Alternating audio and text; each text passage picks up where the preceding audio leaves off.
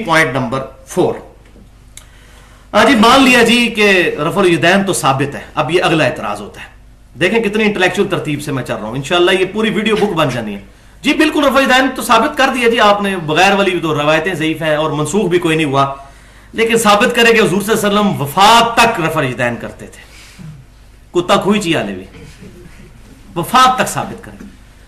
भाइयों हम तो इससे भी बड़ा दावा कर रहे हैं कि नबी सल्लल्लाहु अलैहि वसल्लम ने नमाज ही इस तरीके से पढ़ी, कोई और तरीका है ही नहीं है, तो वफात तक क्यों साबित करें? तो फिर हम ये कहते हैं आप साबित करें कि नबी सल्लल्लाहु अलैहि वसल्लम वफात तक पहला रफुल यदैन करते थे।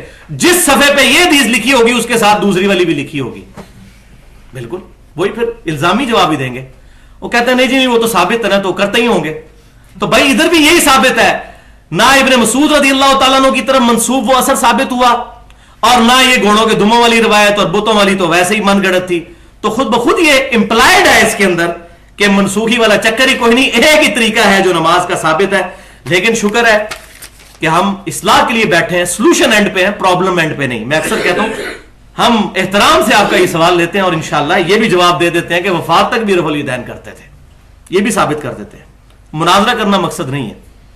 तो पहले वही हदीस याद कर लें, सही बुखारी किताबुल अज़ान में 631 नंबर हदीस, सैयदना मालिक इब्ने हवैरस रज़ियल्लाहु ताला अन्हु ग़ज़वा तबूक के मौका पर हाजिर हुए और नबी सल्लल्लाहु अलैहि वसल्लम पर ईमान लाए और तकरीबन 20 दिन तक वहां रहे, कुछ नौजवानों के साथ आए और नबी सल्लल्लाहु अलैहि वसल्लम ने उनको जाते वक्त कुछ नसीहतें की और फरमाया कि जाओ अपने घर वालों को नमाज का हुक्म देना, उनको दीन सिखाना और देखना सल्लू कमा रायतुमूनी उसल्ली, नमाज उस तरह पढ़ना जिस तरह मुझे नमाज पढ़ते हुए देखते हो।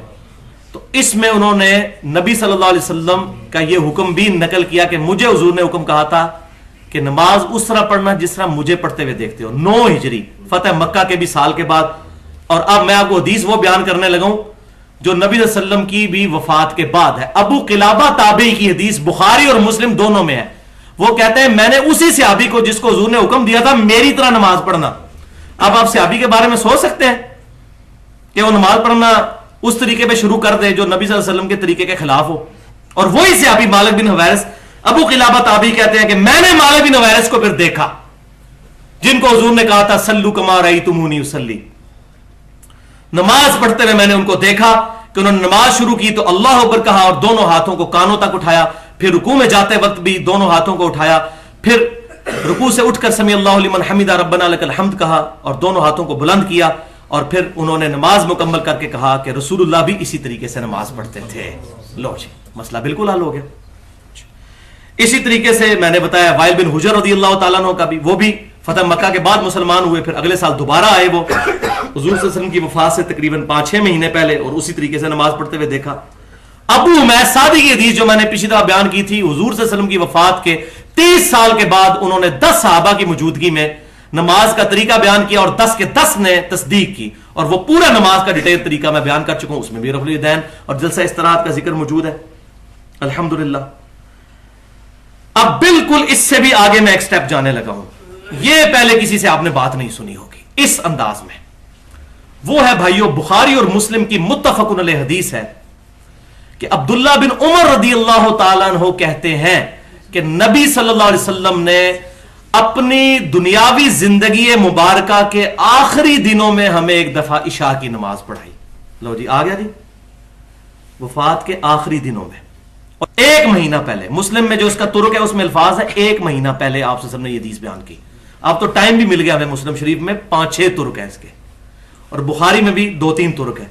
मुस्लिम के अल्फाज है 1 महीना पहले अपनी वफात से आपने हमें इशा की नमाज पढ़ाई। लो जी हूं तो कोई मसला नहीं, 1 महीने तक तो पहुंच गए, जैसी 1 महीने तक पहुंच गए मुस्लिम से। और आप सल्लल्लाहु अलैहि वसल्लम ने सलाम फेरने के बाद हमारी तरफ मुतवज्जे होकर खड़े होकर फरमाया, बहुत अहम अनाउंसमेंट होने वाली थी कि आज जो शख्स रूए जमीन पर जिंदा है 100 साल नहीं गुजरेंगे कि उसको मौत आ जाएगी, यानी सहाबा का जमाना 100 साल के अंदर खत्म हो जाएगा।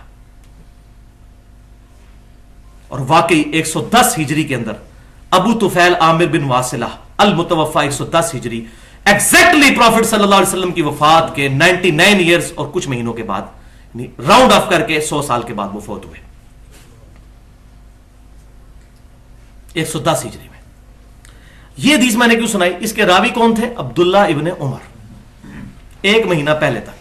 اب عبداللہ ابن عمر کی حدیث بخاری اور مسلم میں پہلے ہی بیان کر چکا ہوں.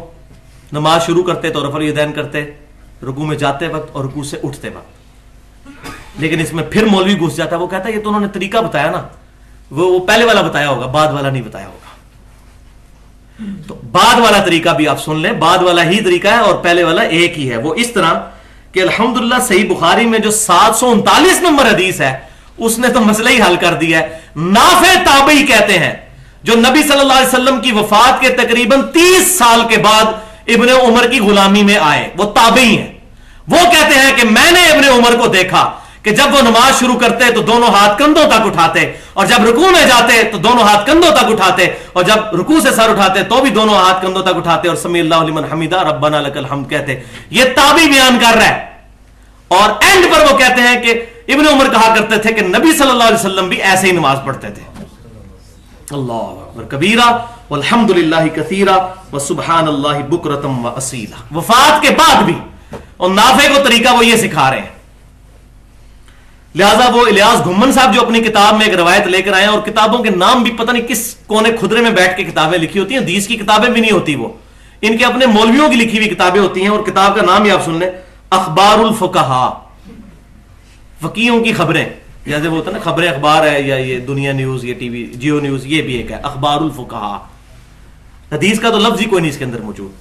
اس میں وہ کہتے ہیں کہ اور روایت نقل کی، اور میں کہتا ہوں شرم نہیں آتی ان علماء کو، ان کو تو پتہ ہونا چاہیے. اور روایت کیا کہ ابن عمر کہتے ہیں کہ نبی صلی اللہ علیہ وسلم جب تک مکے میں تھے رفع الیدین کرتے تھے، جیسے ہی آپ مدینہ شریف آئے تو آپ نے رفع الیدین چھوڑ دیا تو ہم نے بھی چھوڑ دیا. دیکھ لو، مدینہ شریف میں آپ صلی اللہ علیہ وسلم اپنی وفات سے 11 سال پہلے آئے ہیں، اور وفات سے 1.5 سال پہلے جو مسلمان ہو رہے ہیں ان کی حدیثیں اور بخاری اور مسلم میں رفع الیدین کے ساتھ.